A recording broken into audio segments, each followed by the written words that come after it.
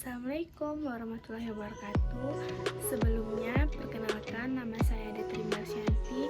Saya berasal dari Fakultas Pertanian, Program Studi Kehutanan R004 dengan NIM D1D021129.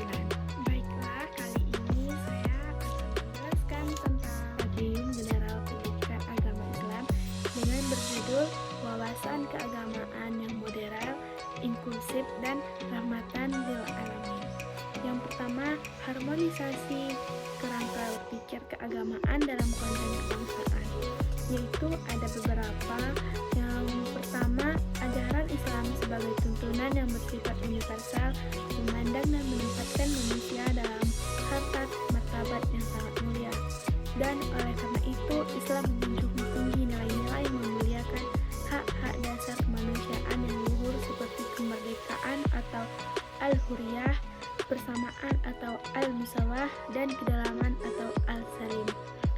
Nah, yang kedua ini yaitu nilai-nilai yang dibawa arus.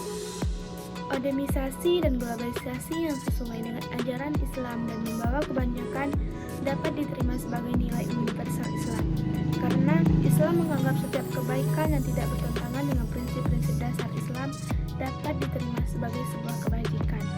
Yang ketiga, nilai-nilai yang dibawa arus modernisasi dan globalisasi yang bertentangan dengan ajaran Islam dan mendatangkan kerusakan atau mafsadat bagi kehidupan harus ditolak.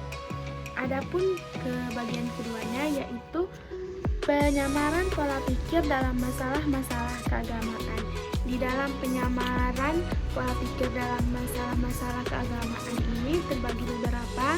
Yang pertama, perbedaan pendapat yang terjadi di kalangan umat Islam merupakan suatu yang wajar sebagai konsekuensi dari bernata istihad yang memungkinkan terjadinya perbedaan. Adapun yang keduanya, sikap yang merasa hanya pendapatnya sendiri yang paling benar, serta cenderung menyalahkan pendapat lain dan menolak dialog. Ini merupakan sikap yang bertentangan dengan prinsip toleransi, dan sikap tersebut merupakan aniyah atau egoisme, dan yang berpotensi mengakibatkan saling permusuhan, pertentangan, dan perpecahan. Nah, pada bagian ketiga ini yaitu penyamaan pola pikir dalam masalah-masalah keagamaan. Di dalam penyamaan pola pikir dalam masalah-masalah keagamaan ini terdapat lagi dari beberapa. Yang pertama, satu, dimungkinkannya perbedaan pendapat di kalangan umat Islam harus tidak diartikan sebagai kebebasan tanpa batas. Adapun yang keduanya, perbedaan yang dapat ditoleransi adalah perbedaan yang berada di dalam majal atau al-ikhtifah, atau bisa disebut wilayah perbedaan. Sedangkan perbedaan yang berada di luar majal al-ikhtifah tidak dikategorikan sebagai perbedaan melainkan sebagai penyimpangan, seperti munculnya perlindungan terhadap masalah yang sudah jelas pas. Adapun pada kebagian ketiga ini yaitu dalam menyikapi masalah-masalah perbedaan yang masuk ke dalam al-ikhtilaf, sebaiknya diupayakan dengan jalan mencari titik temu untuk keluar dari perbedaan dan semaksimal mungkin menemukan persamaan. Baiklah, itulah sedikit penjelasan dari saya.